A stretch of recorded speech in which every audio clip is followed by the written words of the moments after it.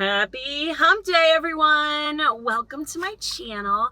I am Elaine Aris, your host, and I am here to song dive with you. That's where we take some very iconic music and I dive into the meaning and the inspiration behind it.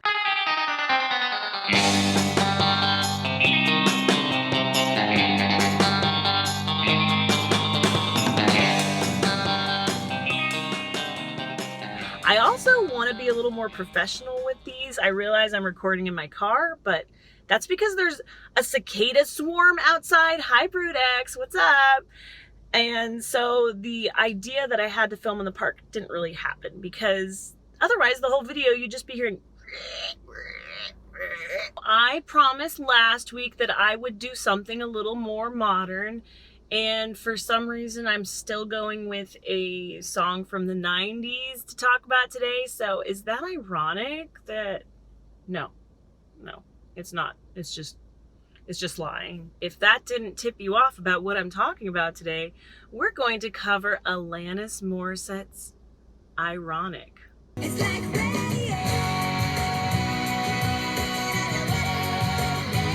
Ironic is a single from Alanis Morissette's 1995 album, Jagged Little Pill. She also has a roaring breakup anthem on there called You Wanna Know. That song just echoes breakups around the world. Maybe I'll talk about that one someday. Alanis Morissette's Ironic was written by her and her producer, Ballard Glenn. They hung out in the studio.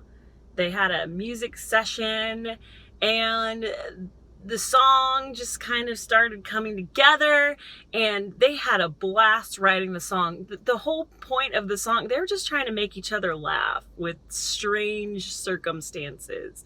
Now, the thing about this song was Alanis Morissette was only on it. She didn't even really want to include it. But Ballard said, no, you're including this one. This is a good one. You include this, Alanis. That's what he said. And she did, and it was a smashing hit. But Alanis took a bit of heat because every instance in the song, a song written about irony, virtually all the instances in her song were not ironic at all. No, they weren't. They made English professors and teachers alike cringe. Because irony is not stuff that's inconvenient. I mean, that's just inconvenient. The song should really be called Isn't It Inconvenient? The first example is probably the closest to irony I can find, and that's because it's situational irony. An old man turned 98. He won the lottery and died the next day. That's probably the closest to irony we have in this whole song. The rest of it just kind of takes a turn. A black fly in your Chardonnay. Not ironic. Not unless your Chardonnay was maybe called No Black Fly Chardonnay, a death row pardon 2 minutes late. That's just bad timing. Maybe that's just a systematical problem with the system. Rain on your wedding day, definitely not ironic. Bad omen, yes. Inconvenient, highly so. The only way I can see rain on your wedding day being ironic is if you live in Southern California where it never rains. A free ride when you've already paid. Well, that sucks. The good advice that you didn't take. Nope, that's just being dumb. Okay, here we go. Mr. Play It Safe was afraid to fly. He packed his suitcase and kissed his kids goodbye. He waited his whole damn life to take that flight. And as the plane crashed down, he thought, well, isn't this nice? That is irony because he is saying something that is different from the meaning of what he's actually feeling. That's sarcastic. That's sarcasm. Well, isn't this nice? That is irony. All right, so apparently the ones involving death, she got right. Well, life has a funny way of sneaking up on you when you think everything's okay and everything's going right.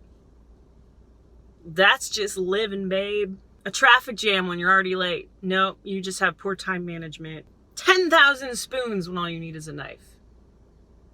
No.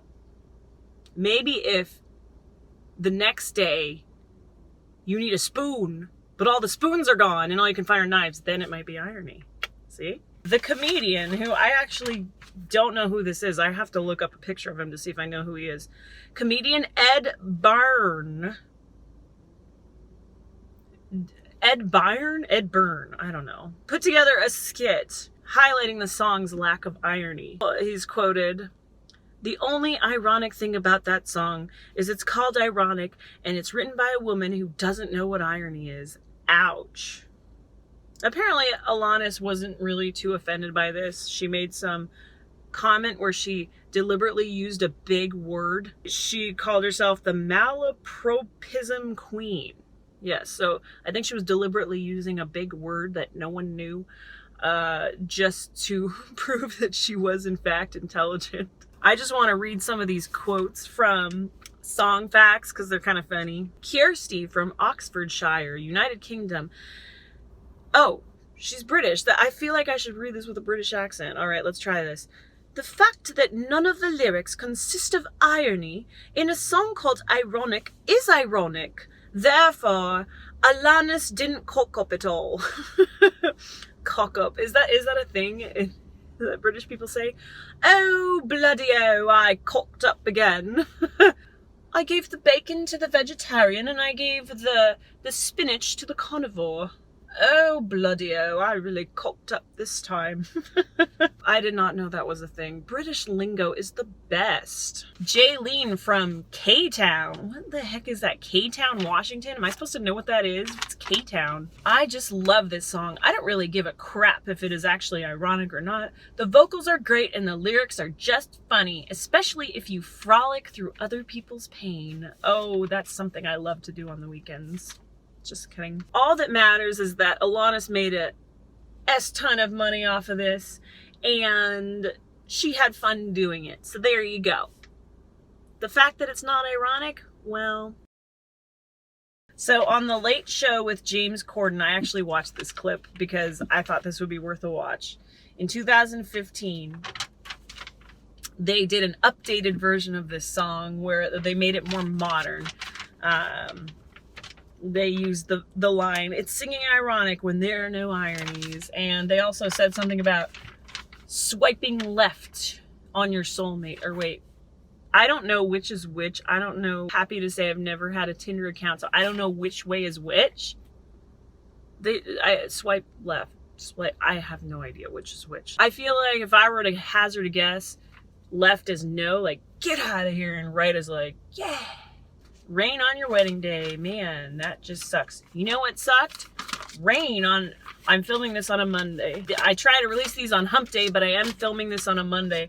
And the weather sucked. The rain started the second I got into my car. All day, no rain. The second I get into my car to drive home, rain. Traffic jam.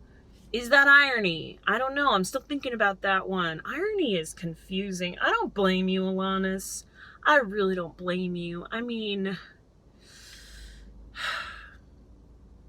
I'm okay if people get their irony terms wrong. I just wish people would learn the difference between Y-O-U-R and Y-O-U''re. Y-O-U-R is not a substitute for you are, okay? If you say,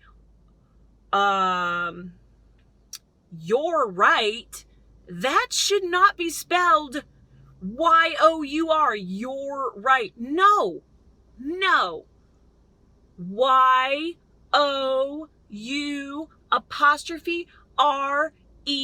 right, spells you're right. If you spell it Y-O-U-R, you're wrong. Well, I hope you enjoyed my coverage of Alanis Morissette's Ironic. There really wasn't much deeper meaning to the song other than just the fact that all the instances in the song are not ironic. I just thought it would be fun to cover and draw attention to that again, now that we've all forgotten about it. It's like rain on your drive home from work. It really sucks and it makes the traffic worse. It's also a Monday as I'm recording this. And who would have thought? Continue straight. Bigger. Then use the right 2 lanes to take exit 52B to merge onto I-40 East toward Knoxville. Thank you, lady. Also, is it ironic that the best traffic day, Monday, has become the worst? The best traffic day has become the worst.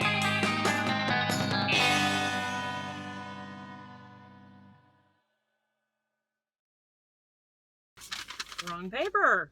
Is that ironic? No. It's just stupid.